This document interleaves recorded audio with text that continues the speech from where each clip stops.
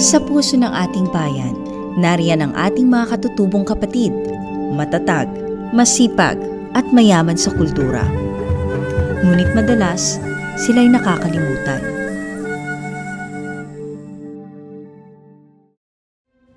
Oras na para may tunay na kumilala at kumalinga sa kanila.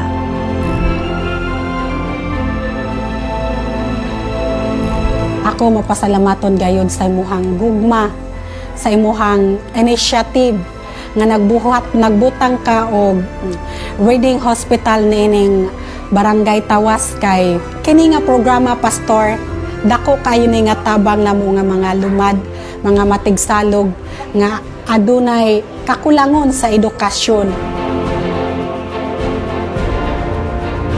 Ang kultura kinahanglan ipreserba o bahimong garbo sa tribo nga kinahanglan nga kining kultura ilang higugmaon aron masunod sa mga kabataan sa sunod henerasyon nga dili lang ang tribo mo'y mahigugma niini kun dili kitang tanang Pilipino dinhi sa nasud sa Pilipinas ug sa tibuok kalibutan.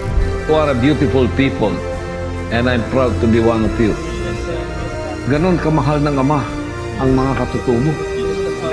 Kaya dapat silang pagtuunan natin ng pansin na dapat silang alagaan.